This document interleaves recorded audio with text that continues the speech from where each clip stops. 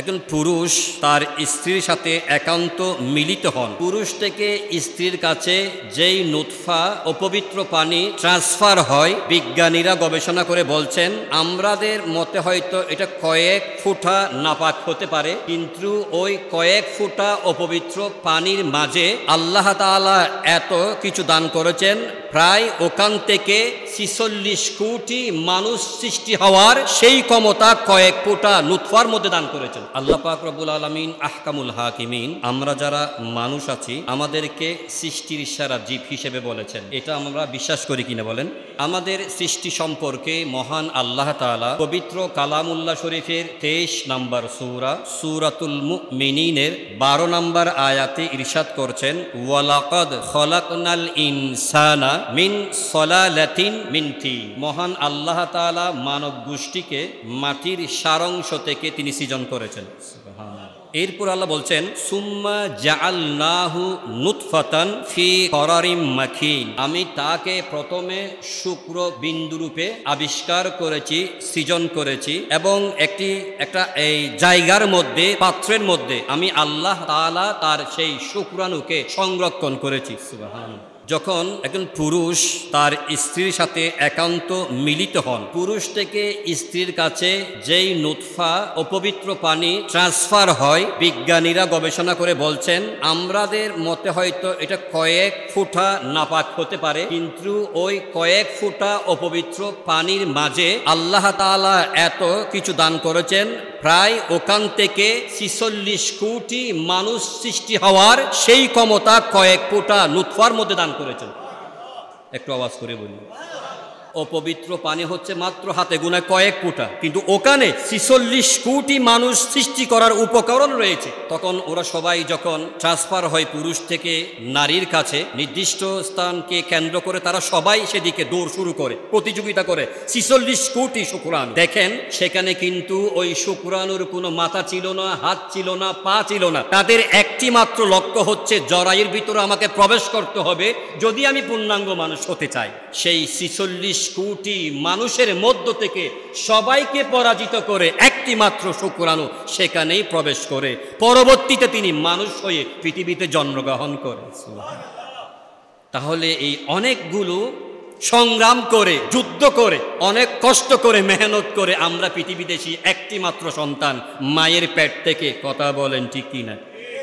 সেজন্য অনেকে বলে থাকেন, ভাই আপনার জীবনে আপনি পরীক্ষায় একবার ফেল করেছেন, কি হয়েছে? আপনি বেকার, তো কি সমস্যা? বিদেশে গেলেন, কোনো কাজ হলো না, আবার ফেরত আসলেন, এত টেনশন করার কি দরকার? যেখানে ৪৬ কোটি শুক্রাণুকে পরাজিত করে আপনি পৃথিবীতে মানুষ হয়ে এসেছেন, ঠিক কিনা? ওখানেই আপনি সংগ্রাম করতে পেরেছেন, ওখানেই নিজের জন্য আপনি মেহনত করেছেন, যুদ্ধ করেছেন। পৃথিবীতে ওই যুদ্ধের তুলনায় তো কিছুই না। সুবহানাল্লাহ। সুতরাং আমাদেরকে কখনো জীবনটাকে নিয়ে হতাশায় ভুগলে চলবে না। আমাদেরকে সৃজন করেছেন কে?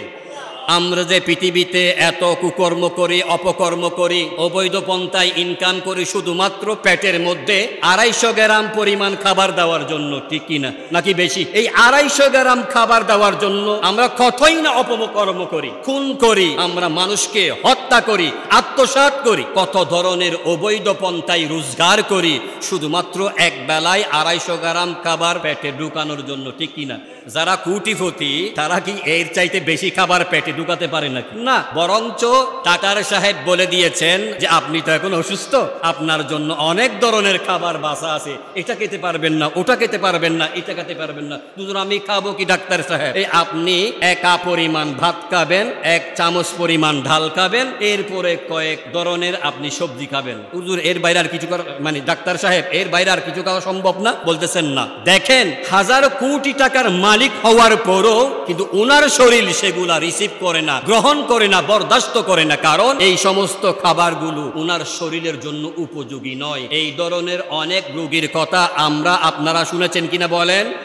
আমার জীবনে আমি একটা লোককে দেখেছি 12 বছর তিনি বিছানার মধ্যে শুয়ে আছেন অসুস্থ অবস্থায়, 12 বছর, শুধু পানি ছাড়া আর কিছু নাই, খাবার দাবার লিকুইড জাতীয় কোনো ধরনের পানি তিনি খাবার খেতে পাচ্ছেন না, শুধু পানি খাচ্ছেন। এই ধরনের মানুষের খবর আছে কিনা বলেন? আছে তো। ওই নুতফার ভিতরে থাকা অবস্থায় মহান আল্লাহ তাআলা প্রথমে যখন 46 কোটি শুক্রাণু থেকে একটা শুক্রাণু ঠিক জায়গায় পৌঁছতে পেরেছে জরায়ুর ভিতরে, তখন ওই শুক্রাণু অবস্থায় 40 দিন পর্যন্ত সেখানে অবস্থান করে। সুবহানাল্লাহ। 40 দিন পরে ওই নাপাক পানিটা রক্তে পিণ্ডে পরিণত হয়। শুধু এটা রক্তপিণ্ড ছাড়া আর কিছু নয়। দ্বিতীয় 40 দিন, তৃতীয় 40 দিনে তার হাত পা গজাতে থাকে। চতুর্থ 40 দিনে মহান আল্লাহ তাআলা ওটার ভিতরে রূহ প্রদান করে। সুবহানাল্লাহ।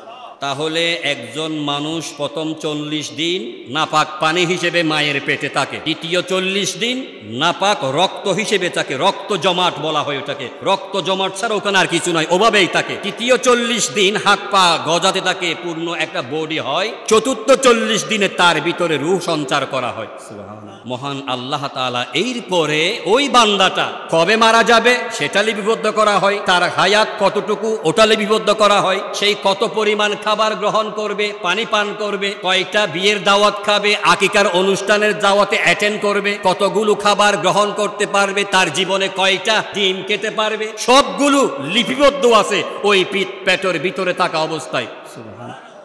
বিশ্বাস হয় কিনা বলেন? তো যেই 12 বছর মানুষটা শুধুমাত্র পানি খেয়ে তার হায়াতটা অতিক্রম করছে, তো গবেষণা করে আলেমুল আমাগণ বলতেছেন উনার একটা বাজেট ছিল, যে উনি যতগুলো বাজেট ছিল ওই বাজেটের খাবারগুলো অগ্রিম খেয়ে ফেলেছেন।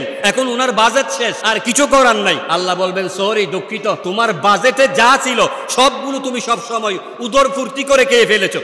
আবার আমাদের মধ্যে অনেকেই বেশি চালাক আছে, তারা খাবারগুলো সামনে থেকে ফেরত দিতে চান না। তো খাবারগুলো ফেটে গেলেও আবার হজম হয় না, শরীর অসুস্থ বোধ লাগে, তখন ডাক্তারের শরণাপন্ন হয়। খাবার গ্রহণ করার পরে একটি আবার ট্যাবলেট খেতে হয় যাতে ওই খাবারটা তার শরীরের মুআফিক হয়। এটা শরীরের বিপরীতে করে, শরীর যেটা পছন্দ করে না, চাহিদার ভিতরে বাইরে এই সমস্ত কাজগুলো অনেকেই করে থাকেন, এটা হিতে বিপরীত হয়ে যেতে পারে। তাহলে আমাদের নির্ধারিত একটা বাজেট আছে, ওই বাজেট অনুযায়ী আমাদেরকে চলাফেরা করতে হবে, আমাদেরকে খেতে হবে। যেই মহান আল্লাহ আপনাকে আমাকে 46 কোটি শুক্রাণুর সাথে যুদ্ধ করে মায়ের পেটে অবস্থান করে সুস্থ শরীরে পৃথিবীতে আসার জন্য সৌভাগ্য দান করেছেন, সেই মহান আল্লাহ তাআলার দরবারে শুকরিয়া আদায় করা দরকার আছে কিনা বলেন? না আছে কিনা? সেই 46 কোটির মধ্যে আমিও তো হয়তো সেদিন মারা যেতে পারতাম, আমার আসারটা অসম্ভব হয়ে যেত, কিন্তু আপনি আমি আমরা সবাই পৃথিবীর আলো দেখেছি, বাতাস পাচ্ছি, মহান আল্লাহ তাআলার নিয়ামতের মধ্যে ডুবে আছি, কি না বলেন? তো যে আল্লাহর নিয়ামতে ডুবে আছি ওই বান্দারা কি কখনো 5 ওয়াক্ত নামাজ ছেড়ে দিতে পারে? বলেন না ছেড়ে দিতে পারে? আমরা কয়জন আজ ফজরের নামাজ পড়েছি বলেন? কয়জন? আমরা সবাই রিজিকের পিছনে ছোটাছুটি করি, তালাশ করি, দৌড়ঝাঁপ দেই, অথচ রাসূল করিম রউফুর রহিম সাল্লাল্লাহু আলাইহি ওয়াসাল্লাম বলেছেন ১৫০০ বছর আগে কেউ যদি ফজরের নামাজ ধারাবাহিকভাবে কন্টিনিউ ওয়াক্ত মতো আদায় করে, ওটার বদৌলতে মহান আল্লাহ তাআলা তার রিজিককে এত সমৃদ্ধশালী করবেন সেই নিজেও টের পাবে না। আমাদের একজন হুজুর বলতেছেন হুজুররা টাকার পিছনে দৌড়ায় না, বরং টাকা হুজুরদের পিছনে দৌড়ায়। হুজুরকে বললাম হুজুর এটা কিরকম, এটা তো বুঝলাম না। হুজুর বলতেছেন সকল কাজকর্ম ছেড়ে যখন ব্যস্ততা ছেড়ে রাত 11টার দিকে ঘুমাতে গেলাম, তখন বাসার দরজায় আরেকজন এসে নক দিচ্ছে। কি বলতে? হুজুর আমি খুবই অস্বস্তি অবস্থায় আছি, আমার বাচ্চা বেশি কান্না করছে, ধরেন কিছু হাদিয়া নেন, তার জন্য একটু দোয়া করে দেন। একটু বলেন না। তিনি আর ইনকাম করবে না এটা নিশ্চিত হয়ে ঘুমাতে যাচ্ছেন, এরপরেও টাকা তার পিছনে ছুটতেছে, ঠিক কিনা? এটা হুজুরের বেলায় নয়, প্রত্যেকের বেলায় একই অবস্থা। যারা ব্যবসা করেন তাদের বেলায়, যারা কর্মচারী তাদের বেলায়, যারা যত ধরনের ইনকাম করেন প্রত্যেকের বেলায় রুজি তার পিছনে ছুটবে। সুবহানাল্লাহ। রুজির পিছনে যদি আমরা উল্টো ছুটি তখন হিত বিপরীত হয়ে যাচ্ছে, ঝামেলা হয়ে যাচ্ছে। কথা বলেন না, ঠিক কিনা? সকালবেলায় পাখি যখন তার বাসা থেকে বের হয়, একটা বলুন তো সে কোন জায়গায় চাকরি করে? লালদিঘির পায়ে তার কি কোনো ব্যবসা প্রতিষ্ঠান আছে পাখির? সেই কি আদালতে কোনো চাকরি করে? কোনো স্কুলের শিক্ষক? ওই পাখির রিজিক অন্বেষণ করার কোনো মাধ্যম আছে নাকি? নাই। সেই সকালবেলায় ভোরবেলায় যখন আজান ধ্বনিত হয়, ওই পাখি আল্লাহর সৃষ্টি, আল্লাহর উপর ভরসা করে রিজিক তালাশের জন্য বাসা থেকে বের হয়ে যায়, ঠিক কিনা?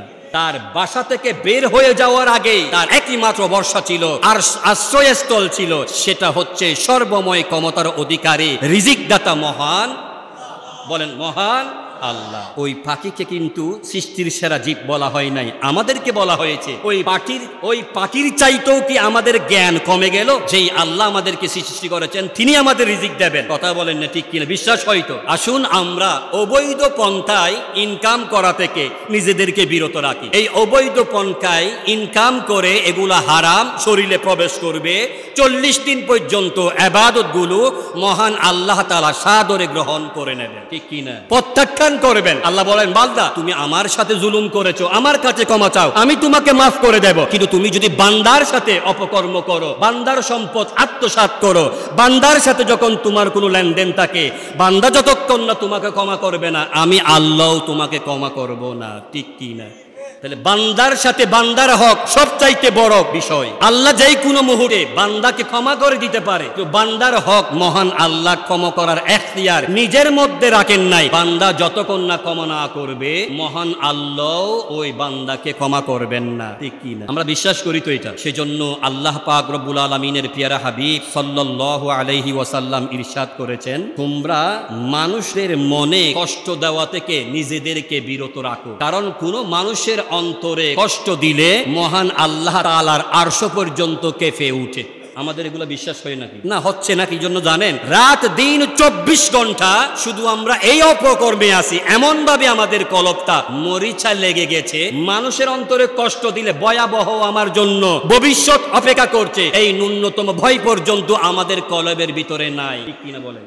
আছে নাকি? এখন আমরা মানুষদেরকে হাসতে হাসতে গালি দিই, মানুষদেরকে হাসতে হাসতে আমরা কটাক্ষ করি, কটু কথা বলি, না জেহাল করি। তুমি বেটে, তুমি লম্বা, তুমি চিকন, তুমি পাতলা, তুমি থুতু করে কথা বলো, তুমি বেজে বেজে কথা বলো, যত ধরনের মানুষ অন্তরে কষ্ট পায়, ওই ধরনের কথাগুলো আমরা কি করি? ওনাদের সাথে এতভাবে নির্লজ্জভাবে আচরণগুলো করি। এগুলা যে অপরাধ গুনাহ, এই ক্ষমাগুলো যে আল্লাহ করবেন না, এই বিষয়টা পর্যন্ত আমরা ভুলে গিয়েছি। কথা বলেন ঠিক কিনা? মহান আল্লাহ তাআলা আমাদের সকলকে বুঝার জন্য, আমলে নেওয়ার জন্য তৌফিক দান করুন, বলেন আমিন।